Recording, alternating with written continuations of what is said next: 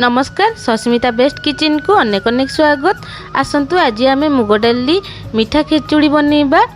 यही खेचुड़ी आपण माने पूजा पर्व पुनई व्रत सबुथिरे खाई परिबे मीठा खेचुड़ी। तो आसतु ताहले आरंभ करिबा। एठी देखंतु मीठा खेचुड़ी बनइबा पई मु नेछि एठी अरुआ चाउल। तो एठी देखंतु ओजन 200 ग्राम अछि चाउल। तो एठी चाउल को नै नेबा।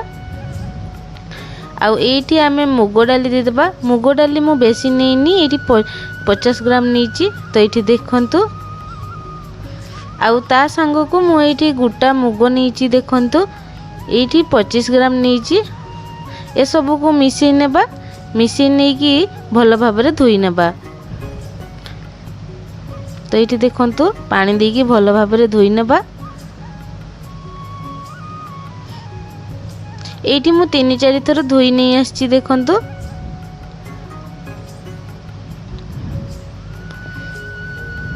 तो एबे आसंतु देखंतु मु एठी घियो नेनी। तो मु एठी तेल नेची रिफाइन तेल ता चीनी नेची। एठी देखंतु गोटा मसला रे गुजराती तेजपत्र दालचीनी एठी माने फुल गोटा मसला जति सेति नेची। एठी नडिया नेची देखंतु छोट छोट करी काटी नेची। आ एठी काजू किशमिश नेची। तो एबे आसंतु करेई बसै नेबा। एठी करेई रे तेल आपन को अनुसार देबे। तो मु एठी पाखा पाखी बड़ चामच रे 3 रु 4 चामच नेछि। एबे हम कोन करबे ना ए काजू किशमिश अछि ताकू भाजी नेबा।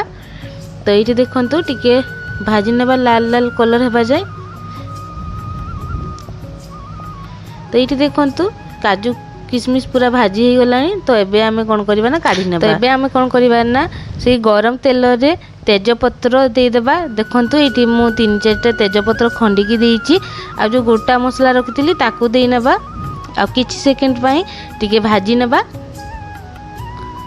तापर जो चाउल आ डाली की धोई की रखिची ताकू देई नेबा।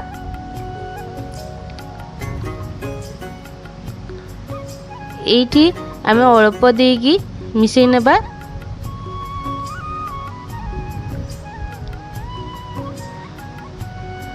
तापर जो अधा अछि ताकू भी देई नेबा। देखंतु एठी सब जाक को देई दीची।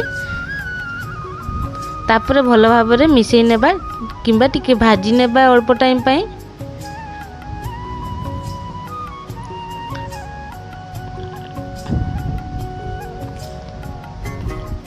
तो ये देखंतु चाउल और डाली को भलो भाबरे भाजी नेबा।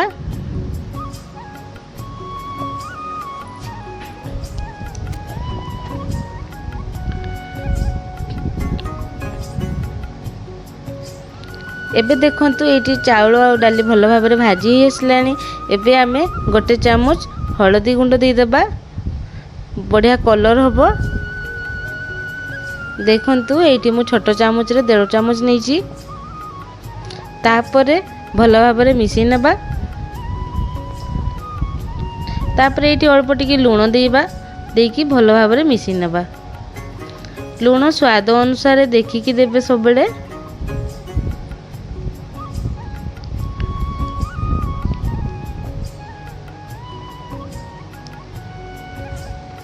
तो देखंतु एठी मुग डाली रो खेचुड़ी मीठा खेचुड़ी बनांतु। आ पूजा पर्व पुनी सबुथिरे माने खाई परिबे ए पूरा पूरी बिना प्याज रसुण रे।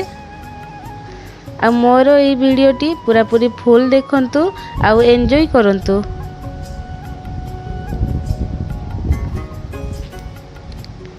तो एठी देखंतु भलो भाबरे हमर माने हळदी संगरे चाउल भलो भाबरे मिसी जाईची। एठी चाउल और डाली भलो भाबरे भजा भी हो जाईची। एबे हमें कोन करबा ना पानी दे देबा। तो देखंतु एठी 200 ग्राम रो चाउल अछि माने मु एठी पानी नीची। तो एठी गोटे बड़ ताटिया रे ताटिए नीची। बेसी देबेनी नहले घांटी जीवो। तो जो ताटिया रे चाउल नेबे सेही ताटिया रे 2 ताटिया पानी नै जिवे। कहीं ना चाउलटा भी आमर सिझिबा दरकार। तो ये देखंतु एबे आमे भलो भाबरे मिसै नेबा। तापरे कोन करबा ना ढांकुणी मार देबा। आ चाउल डाली को सिझिबा पई छाड़ देबा।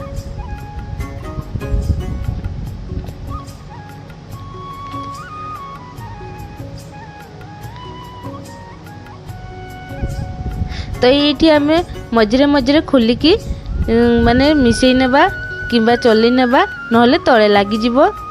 तो ये देखंतु चाउल आमर सीझी आसलानी। एबे कौन करिबा ना आम जो रखी काटिकी नड़िया ताकू दे नेबा। तापर भल भाव मिसई नेबा।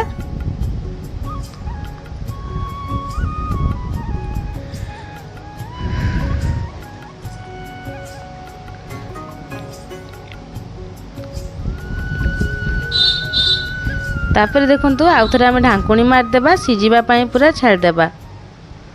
तो ये देखंतु चाउल आमर भल भाव सीझी आसलानी।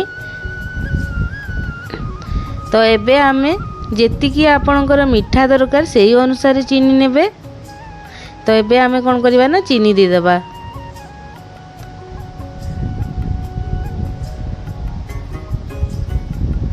तो ये देखंतु मु ये 100 ग्राम मापर चीनी नहीं आ जो भाजिकी रखी थे काजू किशमिश ताकू भी दे नेबा आ भल भाव चीनी को मिसई नेबा।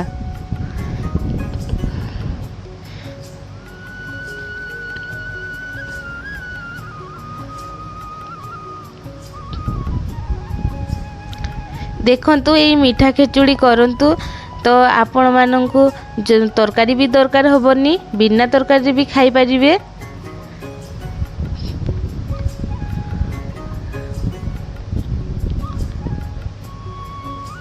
आ तार जो बास्ना घर सारा महकी उठुची। तो ये देखंतु ये आम पूरा ठंडा करने खेचुड़ी को माने ठंडा कर नहीं। देखंतु ये ठंडा कला परे पूरा माने फड़फड़िया हो जाइए। एबे आम कौन करबा ना गोटे थाड़ी को बाड़ी नेबा। तो ये देखंतु मु गोटे थाड़ी रे बाड़ी नहीं खेचुड़ी। आउ ये देखंतु बहुत सुंदर खेचुड़ी होईची, टेस्टी होईची। तो आपण माने थरे मोर जदि ये वीडियो आपण समस्त को भल लागिला लाइक शेयर कमेंट करिवे। मो चैनल ले नुआ थिले सब्सक्राइब करिवे।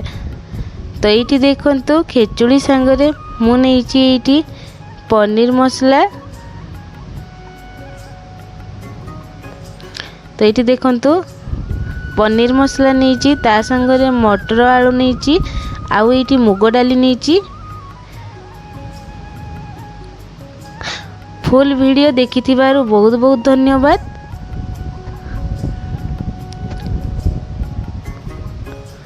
तो मोर ये वीडियो आपण समस्त केमिति लागिला निहाती कमेंट रे जणैबे।